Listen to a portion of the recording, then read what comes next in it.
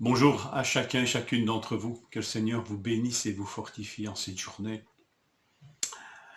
Qu'il nous rappelle cette espérance qu'il a déposée dans nos cœurs par Jésus-Christ.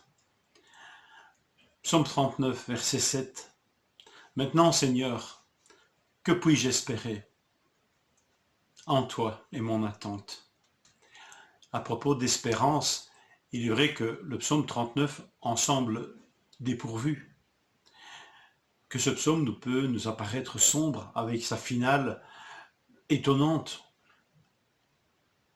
Et pourtant, au cœur de ce psaume, au cœur de cette épreuve que traverse David, épreuve qui semble même le conduire à la tombe, au cœur de cela, nous trouvons cette interrogation, qui n'est finalement pas une interrogation désespérée, mais interpellante.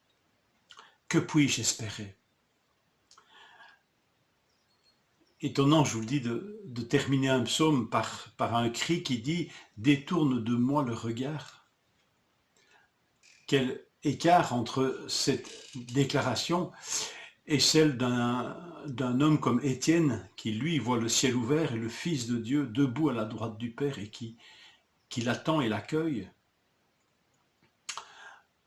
Bon, sachons d'abord que ce final n'est pas définitif, puisqu'il s'ouvre sur le psaume 40 et son verset 1 et 2, ses versets 1 et 2. J'avais mis en l'Éternel mon espérance, il s'est incliné vers moi, il a écouté mon cri, il m'a retiré de la fosse de destruction, du fond de la boue, il a dressé mes pieds sur le roc en affermissant mes pas. Bon, tout n'est pas dit à la fin du psaume 39. Mais voilà, attardons-nous quand même sur ce psaume. Et cette interrogation, que puis-je espérer? Et nous ne pouvons pas le lire en oubliant que nous sommes chrétiens. Que puis-je espérer sans Christ? Alors, oui, une réflexion intéressante sur la brièveté de la vie, comme le psaume nous le dit, que notre vie est large comme la paume de notre main. Une brièveté.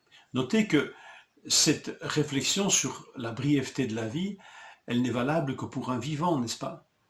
Donc c'est que même au cœur de cette épreuve que connaît David, il a cette espérance de vivre, puisque finalement, celui qui est à la fin de ses jours, il n'a pas besoin de cette leçon, que la vie est brève.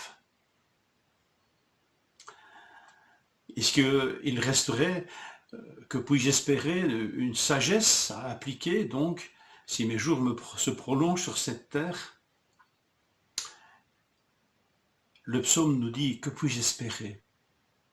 Être confronté à mes fautes, à mes échecs, à mon péché, comme David ici est confronté crûment, être devant celui qui est le juste juge et dont la seule espérance et dont la seule chose que j'attends, ce sont des coups. Étonnant, n'est-ce pas? C'est très désespérant finalement. Que puis-je espérer?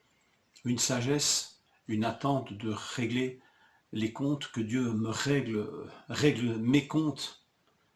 Sans Christ, point d'espérance. En peu de mots, David, qui ne connaît pas l'espérance que Dieu nous a donnée par son Fils, nous dit que c'est en Dieu qu'est son espérance. Et cela, il le pressent par l'Esprit de Dieu, de Christ qui est déjà en lui. Que puis-je espérer?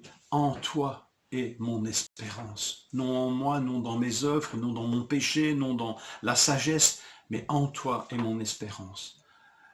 Et déjà là, il y a toute une ouverture sur l'évangile prodigieux de Jésus-Christ. En toi est mon attente, mon espérance.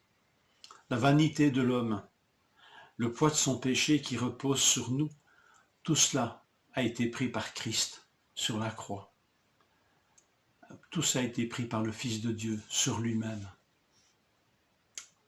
Toute cette angoisse décrite par David, ce sentiment d'abandon, cette vanité de la vie, tout ça est pris par Christ sur la croix, pour nous ouvrir une espérance.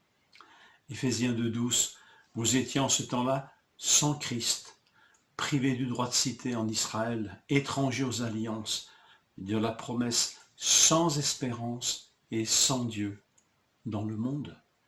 Mais maintenant, en Christ Jésus, vous qui autrefois étiez loin, vous êtes devenus proches par le sang de Christ.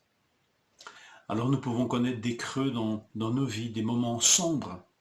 Rappelons-nous qu'en Dieu, en Christ, est notre espérance.